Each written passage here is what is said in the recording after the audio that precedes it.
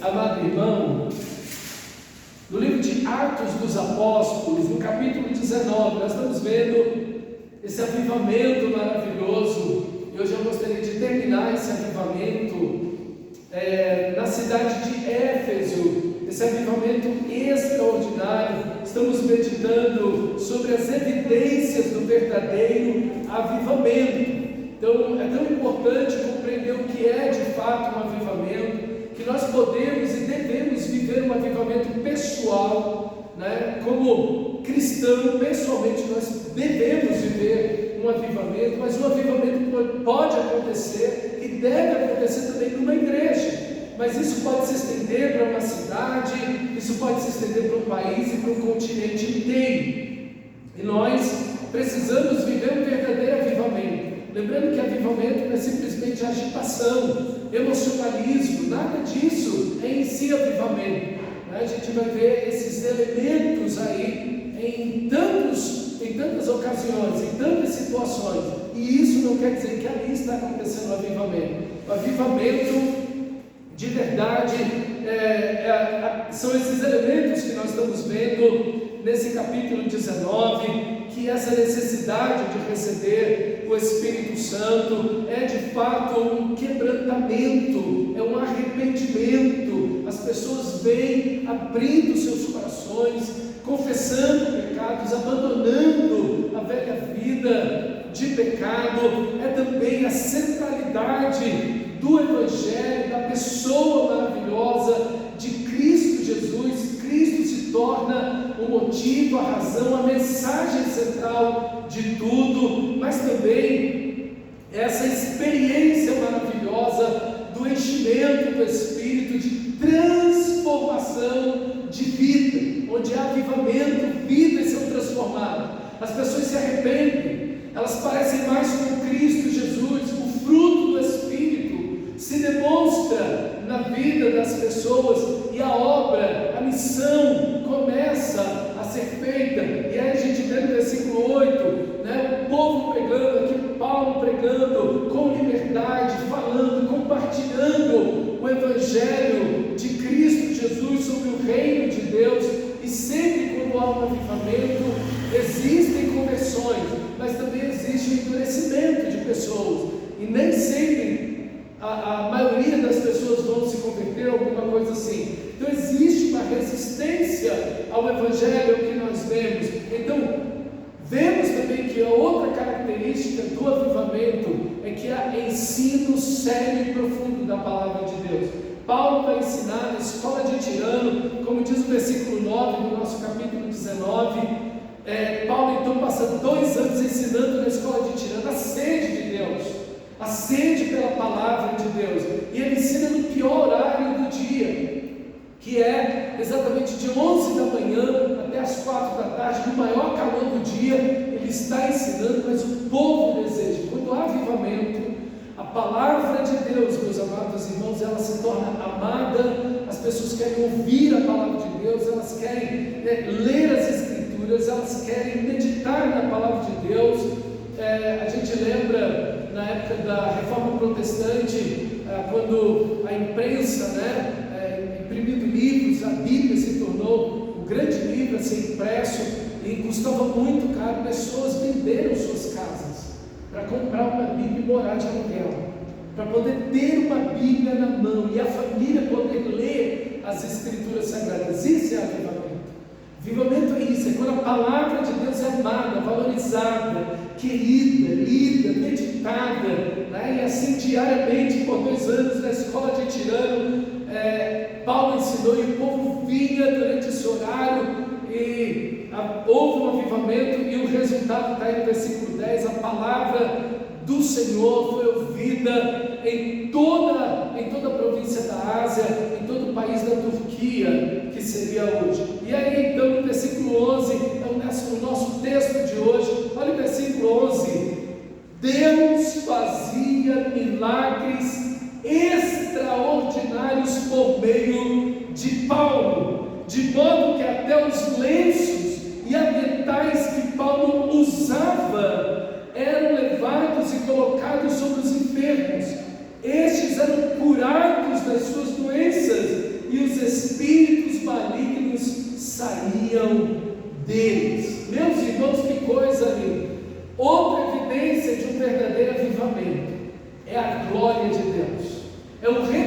reconhecimento de que não somos nós que fazemos, mas é que o poder pertence a Deus. Olha como o versículo 11 começa: Deus fazia milagres extraordinários. Quem fazia os milagres? Deus. A glória é de Deus.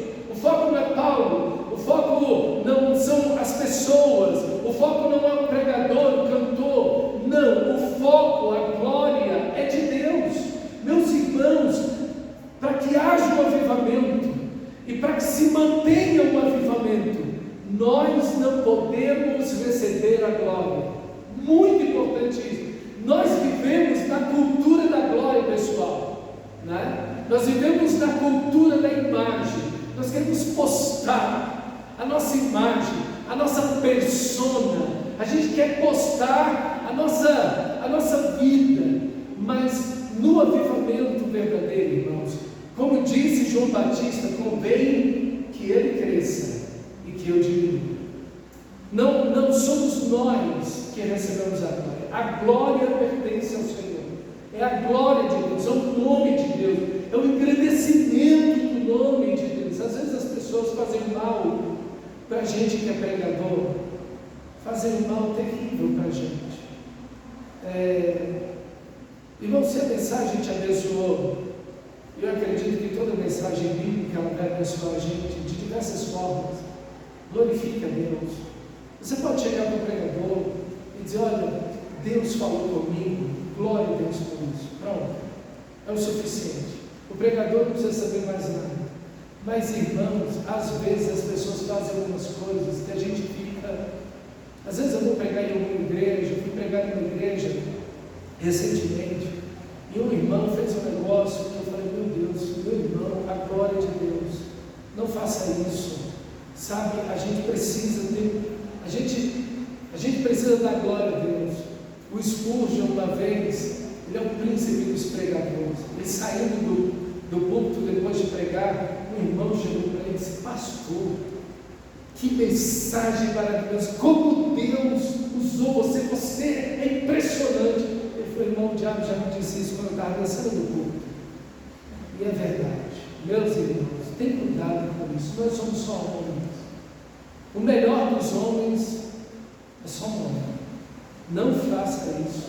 Não faça isso. Diga para o pregador: olha, Deus falou comigo, Deus ministrou meu vida, glória a Deus. Pronto. Mas não passe disso, porque, irmão, isso faz mal para as pessoas. Isso faz mal para o pregador. O diabo usa isso contra a vida dele, para dizer: olha, está vendo, você é uma pessoa especial, impressionante, olha como você prega, olha, Deus usa você. Então você, irmãos, tem cuidado com isso. O texto sagrado coloca a glória para Deus. É um negócio extraordinário aqui.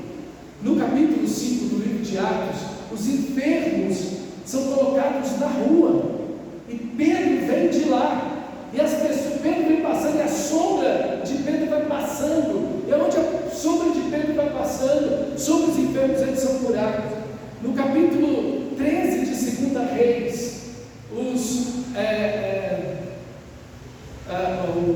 moabitas invadiam a nação de Israel. Eles faziam invasões para roubar o que o povo de Israel tinha. E nesse momento tem um grupo de homens sepultando uma pessoa lá que tinha morrido. E na hora que eles estão lá sepultando uma pessoa lá, um homem, vem a invasão dos amalequitas. E eles, com medo daquilo, pegaram o homem e jogaram dentro de um túmulo. Eu não sabia quem estava lá dentro sepultado. Era Eliseu. Quando o morto bateu nos ossos de Eliseu, ressuscitou na hora. Que coisa extraordinária. 2 Reis 13, depois você lê esse texto, coisa impressionante. Nos ossos, já está morto há não sei quanto tempo, e Deus ressuscitou. Aqui Paulo, pegam as roupas de Paulo, e aí levam, porque Paulo não pode ir em todo lugar, então levam o pano, a roupa, a camisa, o lençol, e coloca sobre o doente, a doença sai, e até os demônios vão embora. Deus faz coisas maravilhosas no avivamento. Não é Paulo que está fazendo. Olha como é que ele começa o versículo 11. Deus fazia milagres extraordinários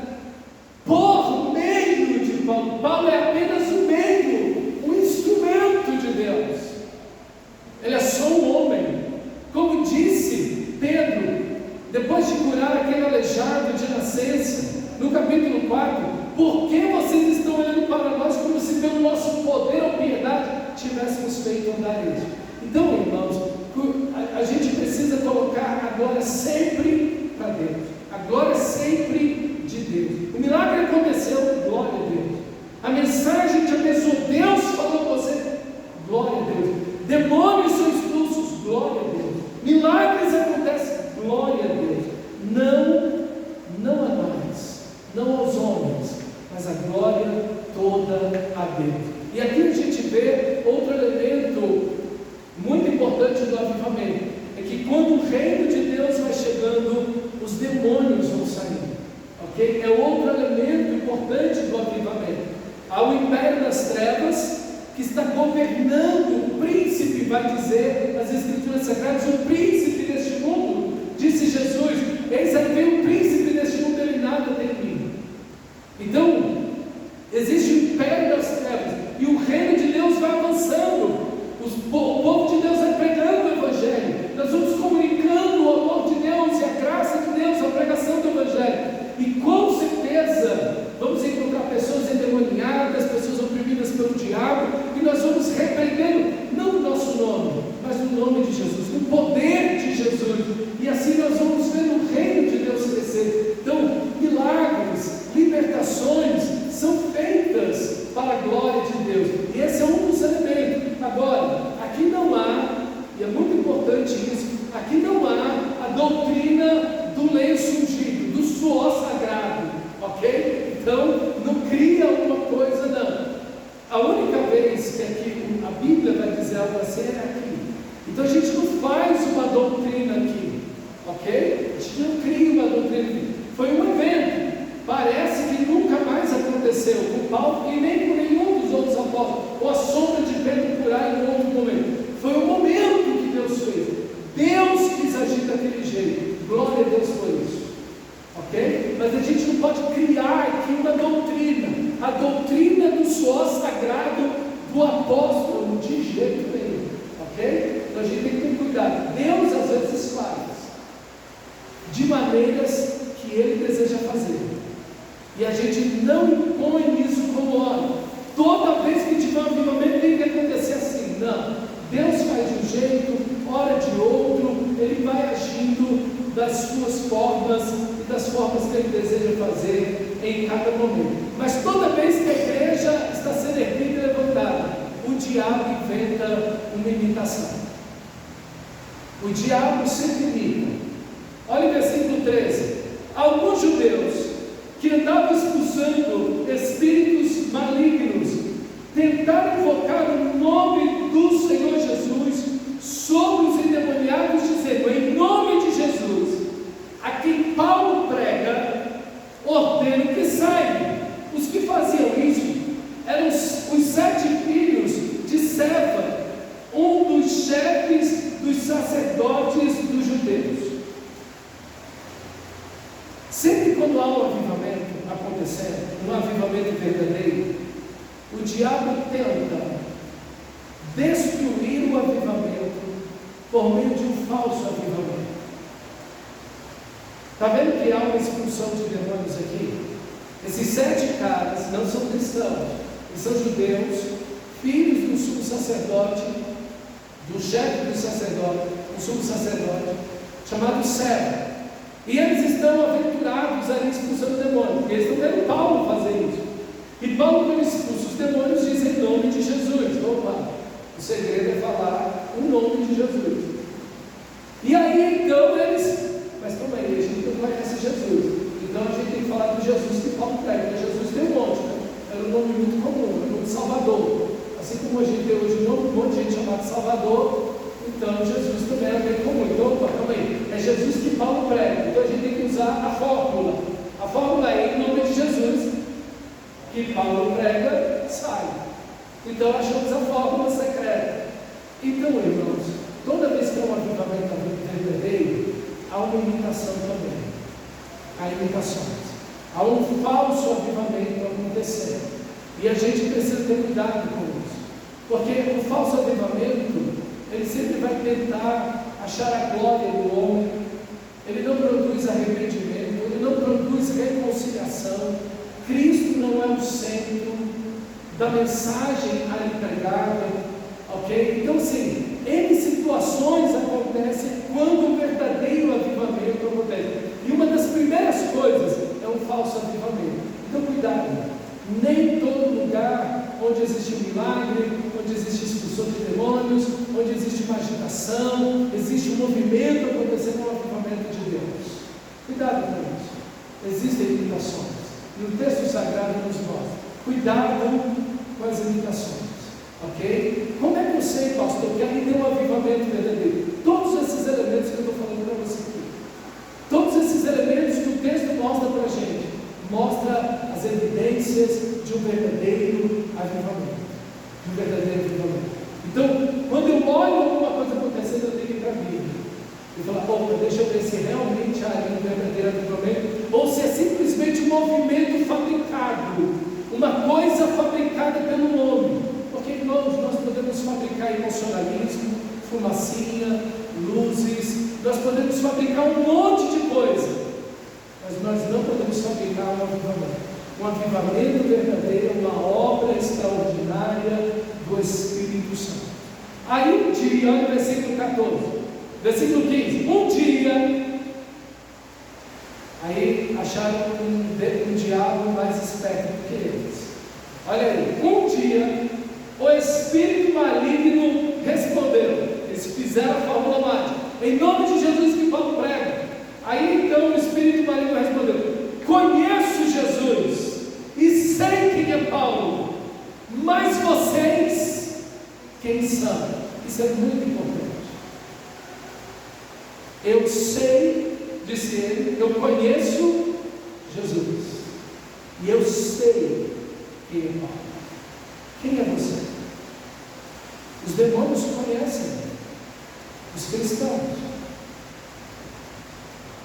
Eu conheço Jesus e sei quem é Paulo.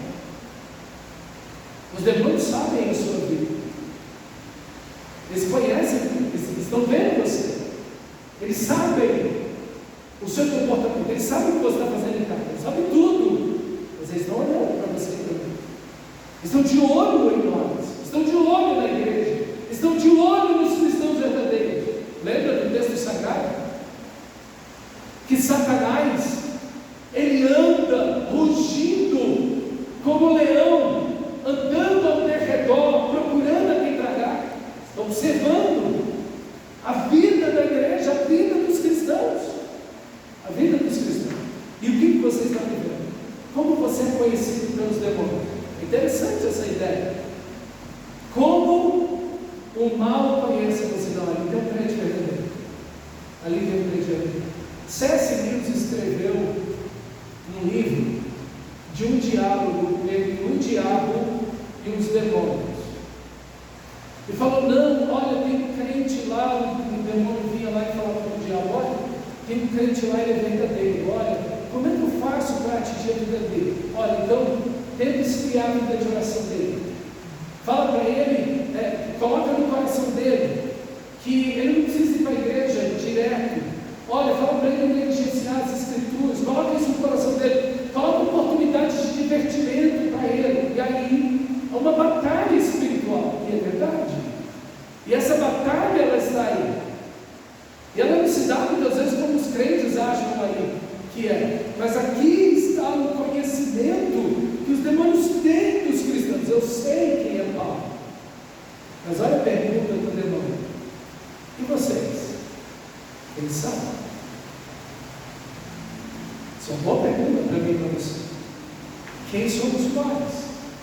Somos cristãos verdadeiros? Eles não eram cristãos verdadeiros. E o resultado aqui foi terrível. Como anda a nossa vida? De santidade, de honestidade, a nossa vida de testemunho, como nós agimos, o que fazemos, como vivemos. Irmãos, não apenas Deus está de olho em nós, mas inclusive os demônios estão olhando. Então, diz o versículo 16, o endemoniado saltou sobre eles e os dominou. Rapaz, eram 7 contra 1. O endemoniado foi lá, caiu em cima de todos eles. Provavelmente eles estavam num lugar fechado.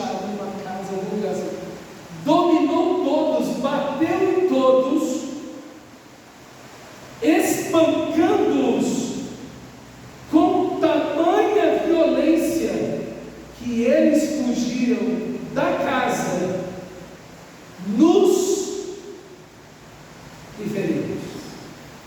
O demônio fez questão de envergonhar eles. Vai todo mundo correr na rua agora pelado. E todo mundo quebrado, arrebentado. Você imagina assim: 7 homens saindo fugidos de uma casa, todos pelados, endemoniados, correndo atrás deles. E dando na rua, batendo, quebrando tudo. O resultado, e aí está, meus irmãos, o verdadeiro avivamento. O diabo sempre vai dar conta do verdadeiro avivamento, mas um falso avivamento é envergonhar o bem cair das trevas.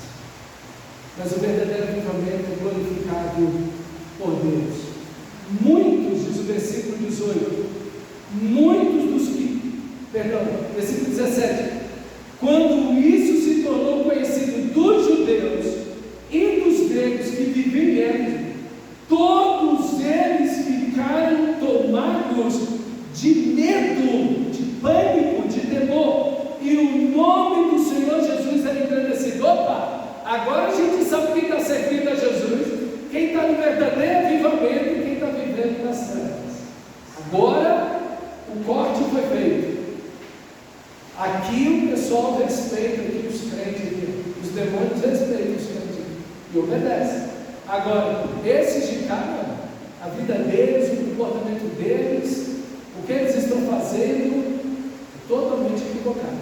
Então veja, irmãos, como isso aqui é algo que engrandece o nome de Deus, faz separação entre quem é um cristão verdadeiro e quem não é, da verdadeira igreja e da falsa igreja, ok? Essas coisas são importantes num avivamento.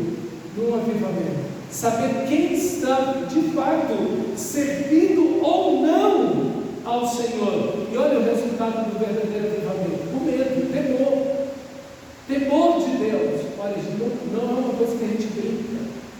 Igreja não é uma coisa que a gente brinca. A obra de Deus não é uma coisa que a gente brinca. A palavra de Deus, o reino de Deus não é uma coisa que a gente brinca. Esse negócio de demônio não é uma coisa que a gente brinca. A palavra de Deus, a igreja, a oração não é uma coisa que a gente brinca.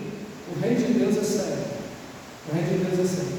Porque existe um império das trevas que está em luta contra o reino de Deus. E olha o resultado do versículo 18: muitos dos que creram vinham confessando e declarando abertamente as suas más obras. Olha o arrependimento. E isso é o verdadeiro avivamento. Essa é uma evidência de um verdadeiro avivamento. Confissão pública de pecado. As pessoas abrem seus corações a lágrimas, a quebrantamento, a choro diante de Deus, diante da igreja, a abandono das obras más. Meus irmãos, como nós temos um avivamento hoje no Brasil, se dentro da igreja evangélica brasileira hoje tem mais divórcio do que fora da igreja evangélica.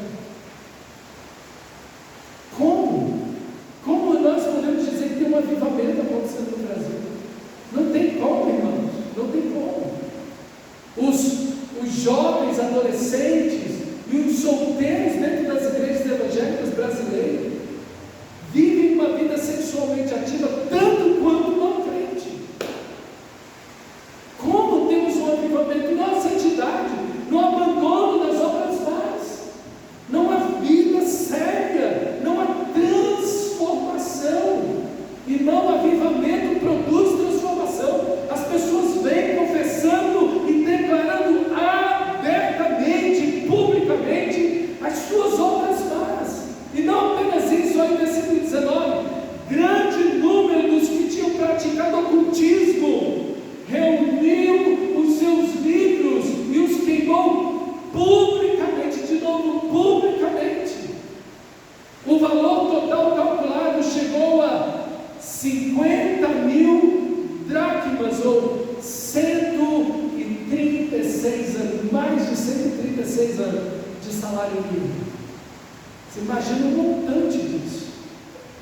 Imagina a quantidade de 136 anos de salário mínimo reunido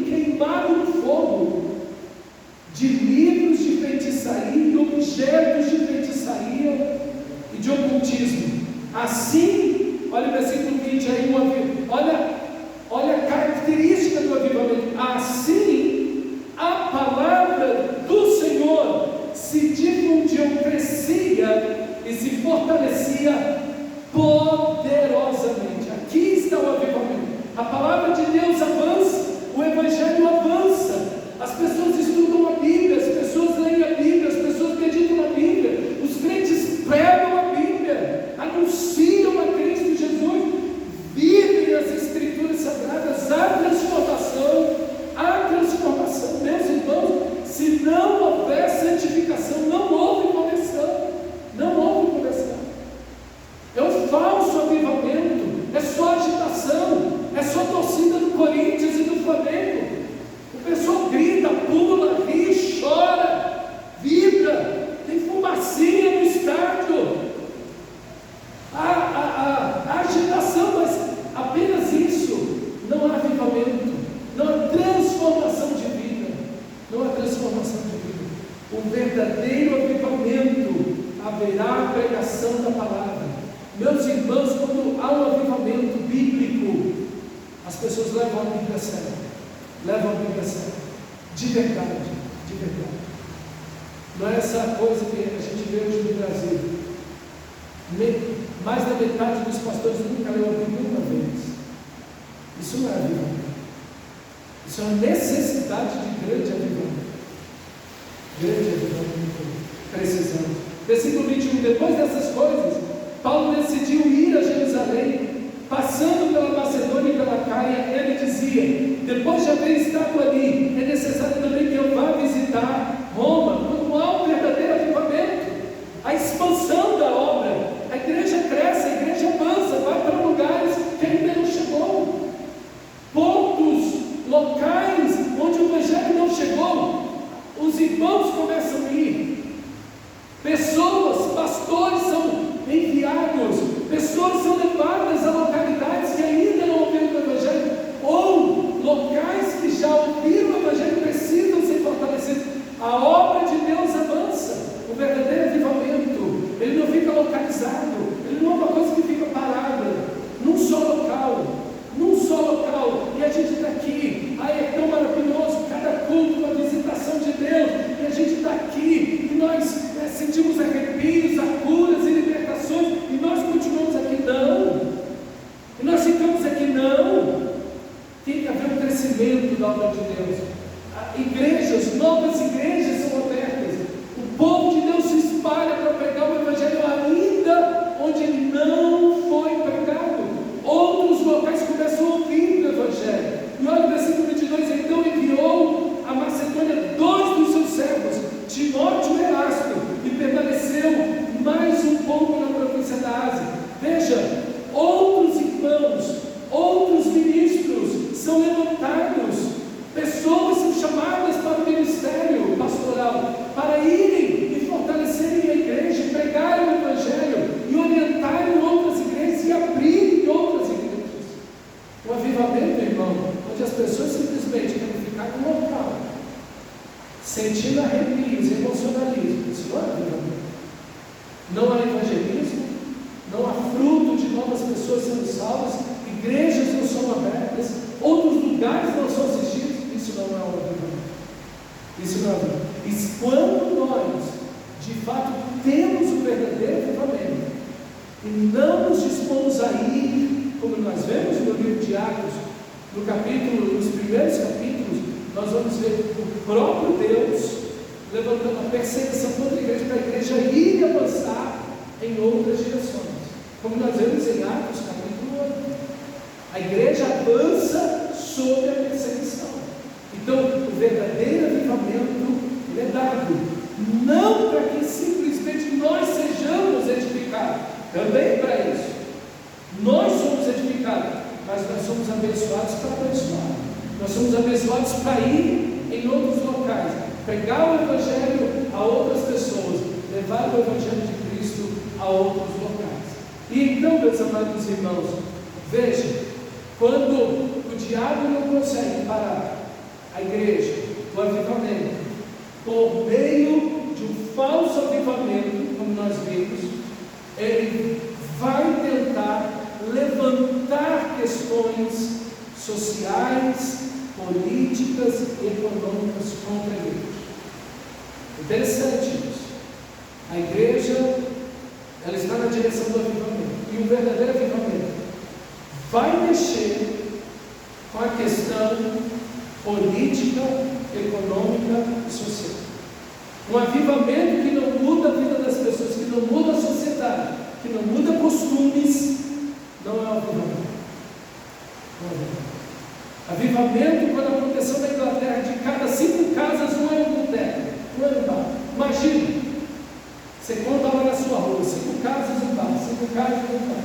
Imagina o inferno que era as coisas. Na Inglaterra, quando aconteceu o avivamento com John Wesley, no século XVIII, era assim: a cada 5 casas um bar, a cada 5 casas na Inglaterra um bar. E quando o avivamento chegou, aqueles bares começaram a fechar. Cara, as pessoas começaram a se converter. Deus começou a salvar as pessoas. Então precisa haver transformação social. Precisa haver transformação social. Aonde a violência tem que diminuir. Aonde a prostituição e imoralidade tem que diminuir. Aonde o ocultismo, feitiçaria tem que diminuir. Aonde tem corrupção tem que diminuir. Como é que a gente tem um avivamento no Brasil? O Brasil está cada vez mais violento, mais corrupto. Não tem um avivamento no Brasil. O verdadeiro avivamento, irmãos, ele vai mudar as questões sociais, políticas e econômicas de uma nação, com certeza. E olha aí o versículo 23. Eu vou ler o texto para você, ok? É uma narrativa de um evento que aconteceu exatamente na cidade de Éfeso, no meio desse avivamento, ok? Naquele tempo, um grande tumulto por causa do caminho.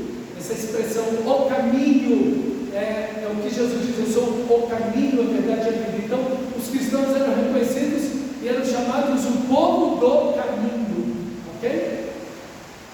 Um ourives chamado Demétrio, que fazia miniaturas de prata do templo de Ártemis, lembra? Era uma das 7 maravilhas do mundo, que estava na cidade de Éfeso.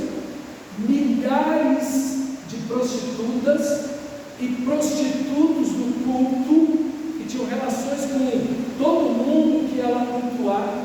Então dava muito dinheiro isso aqui. Você vê a cadeia econômica em torno desse culto de Ártemis, ou Diana dos Efésios. A mesma coisa, depende da tradução.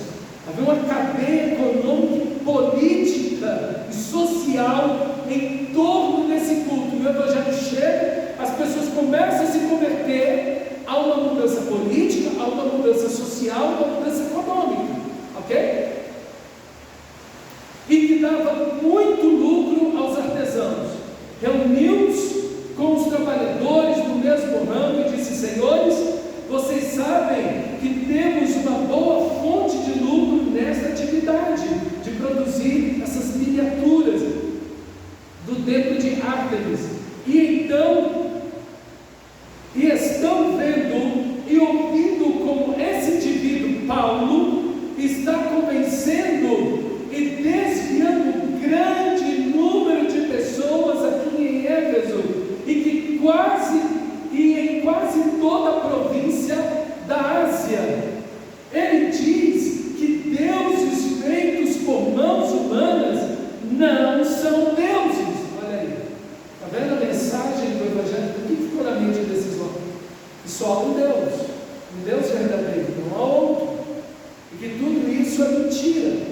Olha lá, não somente há o perigo de a nossa profissão perder a reputação, mas também de um templo da grande deusa Ártemis cair em descrédito, e de que a própria deusa, adorada em toda a província da Ásia e em todo o mundo, ser destituída da sua majestade divina. Ao ouvirem isso,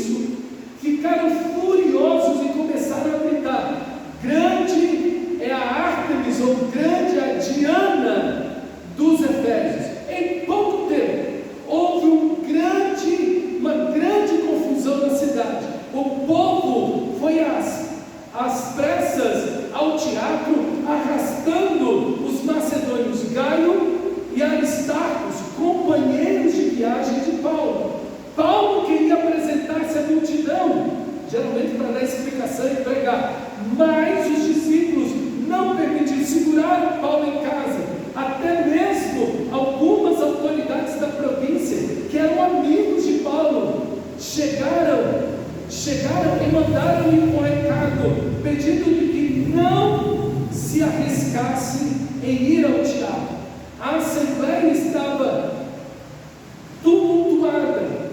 Uns gritavam uma coisa, outros gritavam outra. A maior parte do povo nem mesmo sabia por que estava ali. Alguns da multidão instruíram Alexandre sobre a causa do tumulto. Quando os judeus o empurraram para frente, ele fez sinal com a mão pedindo silêncio, com a intenção de fazer uma defesa diante do povo. Quando, porém, ficaram sabendo que ele era judeu, Paulo era judeu, todos gritaram a uma voz durante cerca de 2 horas: grande é Ártemis, ou grande é a Diana dos Efésios. Veja aqui, meus irmãos, uma cidade dominada pela idolatria. Veja como o império das trevas, como o diabo, como os demônios, não conseguiram parar a pregação do Evangelho, não conseguiram parar a transformação de vida, as conversões. Eles suscitam a sociedade contra a igreja, contra o Evangelho, contra aqueles que estão junto com Paulo, da equipe de Paulo, contra o apóstolo Paulo. Meus irmãos, quando nós temos um avivamento, nós vamos ter um verdadeiro avivamento, nós vamos ter uma confusão. Algum tumulto vai acontecer, porque não é possível que nós vamos acender um sol nessa cidade e o diabo, os demônios, não vão fazer nada. Não, a gente vai ficar, não pode, a gente não vai fazer nada, não pode ficar aí. Irmão, quando a pregação do Evangelho de fato é feita, quando o sol da luz de Cristo Jesus brilha na cidade, quando demônios começam a ser expulsos, vidas começam a ser convertidas, o Evangelho é pregado, o povo de Deus vive numa vida de santidade, cheia do poder de Deus. As pessoas começam a confessar seus pecados e deixar suas obras más. E o ocultismo, a feitiçaria começa a ser abandonada. Os bares começam a fechar. Você pode ter certeza que o diabo vai usar os poderes políticos, econômicos e sociais contra a igreja. A igreja não avança abraçando os políticos. Dança. A gente está vendo exatamente o contrário no Brasil. Os políticos da esquerda e da direita querem abraçar a igreja. O que a igreja tem que fazer? Se a gente estivesse vivendo o Evangelho, o que a gente tinha que fazer? Botar o dedo na cara de cada um deles e denunciar o pecado deles, da direita e da esquerda. É isso que a gente tem que fazer. Sem dó, piedade, compromisso com ninguém. Que a igreja está comprometida com a palavra de Deus, com o Evangelho, não com o político. É isso que a igreja tem que fazer. Mas quando não há um avivamento, o que a igreja faz? Abraça os políticos. A igreja abraça, os pastores abraçam os políticos. E querem viver na canetada dos políticos. Meus irmãos, tem avivamento aí? Está acontecendo um avivamento? Está não. Não está não. Se tivesse avivamento, veja o avivamento que aconteceu. Você não vê Paulo enconchado com político nenhum, a igreja não está enconchada com político nenhum, pelo contrário, os políticos estão contra a igreja. E a igreja não lança mão de nada disso para seguir com o avivamento. O avivamento prossegue, continua, pessoas continuam sendo salvas para a glória de Deus, sem política alguma, sem fazer aliança política com ninguém, sem subir palanque com ninguém, sem se filiar a partido de ninguém, nem está orando por político. Não vem para cá, a gente está orando por você. Não. O político chega aqui e a gente recebe, mas se tem pecado a gente denuncia. E não tem direita e não tem esquerda. A igreja não é nem da esquerda nem da direita. A igreja é de Cristo. E a gente está comprometido com o Evangelho. E se a esquerda fizer errado, a gente vai denunciar. E se a direita fizer errado, a gente vai denunciar. Do mesmo jeito, glória a Deus. Porque o nosso compromisso é com Jesus. É com Jesus, não com os políticos. Aí tem um avivamento acontecendo. Aí tem um avivamento acontecendo. Enquanto a igreja estiver abraçada por políticos, leia a história da igreja. Toda vez que a igreja abraçou um partido, um político, seja de que lado foi, a igreja afundou na corrupção, afundou na imoralidade, afundou no erro. Seja em qualquer época, em qualquer país, em qualquer continente, em qualquer tempo da história, sempre a igreja afundou. A igreja não deve estar abraçada com políticos, seja eles quem forem. Quando a igreja abraçou a esquerda foi assim, quando a igreja abraçou a direita foi assim, sempre, dentro de toda a história. Meus irmãos, quando há um avivamento, a transformação social, transformação no comércio da cidade, do país, as pessoas param de consumir coisas erradas, e a denúncia verdadeira contra o pecado. Meus irmãos, que coisa!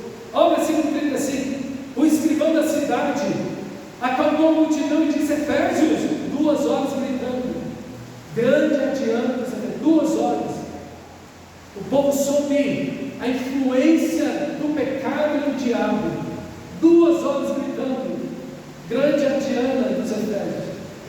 O escrivão da cidade acalmou a multidão e disse: Efésios, quem não sabe que a cidade de Éfeso é a guardiã do templo da grande Ártemis e da sua imagem que caiu do céu? Olha que mentira! Eles diziam que a imagem tinha caído do céu. Invenção pura, né? Eu misticismo é isso, né? É pura invenção. Portanto, visto que estes fatos são inegáveis, acalmem-se e não façam nada precipitadamente. Vocês trouxeram estes homens aqui, embora eles não tenham roubado templos, nem blasfemado contra a nossa deusa. Portanto, se Demétrio e os seus companheiros de profissão têm alguma queixa contra alguém, levem-nos aos tribunais e aos procônsules. Permitam que apresentem suas acusações ali. Se há mais alguma coisa que vocês desejam apresentar, isso será decidido em assembleia, conforme a lei. Do jeito que as coisas vão correndo em perigo, é perigoso de sermos acusados de perturbar a ordem pública por causa dos acontecimentos de hoje. Neste caso, não seríamos capazes de justificar esta confusão, visto que não há razão para tal. Tendo dito isso, encerrou a assembleia. E aqui tem algo importante. Este homem aqui, que é um escrivão, que se apresenta aqui, ele mostra que o Evangelho, e ele está dizendo: olha, esses homens não invadiram o templo, não roubaram o templo, nem blasfemaram contra a deusa que nós temos aqui. Veja, ele inocenta, isso é muito importante. Eles não têm provas contra o Evangelho, e é isso que a sociedade e os políticos precisam olhar para a gente ver. Esse pessoal aí estão pregando o Evangelho, estão fazendo bem na sociedade, estão sendo uma bênção na nossa comunidade. Nós não temos crime algum do que acusá-los. Crime algum do que acusá-los. Então, irmãos, a gente deve pregar o Evangelho firmemente, claramente, diretamente, abertamente. Mas nós não temos necessidade de se ofender ninguém. Veja, eles não roubaram os templos, eles não ofenderam lá a Deus deles lá, eles estão pregando o Evangelho. Existe um só Senhor, um só Deus, Cristo Jesus. O resto tudo é mentira. Então, sim, veja, eles estão pregando a palavra de Deus. Eles não estão indo lá derrubar nada, quebrar nada disso. Estão anunciando o Evangelho. E é aí que o avivamento acontece. O avivamento acontece assim. E quando se levanta o povo, os políticos, o Ministério Público contra a igreja, tem que analisar as nossas vidas e não andar contra eles. Eles estão andando conforme a lei. de forma honesta, transparente. Eles são inofensivos. É essa a ideia de Deus. Isso é muito importante. Veja, já é a segunda ou terceira vez no nosso texto que as autoridades se levantam para ver uma acusação contra a igreja. Não acham nada contra a igreja. Não acham nada contra a igreja. É isso, irmãos. É isso. A igreja precisa estar privada. A igreja precisa estar vivendo em santidade e honestidade diante de Deus e diante dos outros. Isso é avivamento. Isso é avivamento. Uma igreja que anda em santidade diante de Deus e diante da comunidade, diante de quantos elementos maravilhosos do verdadeiro avivamento.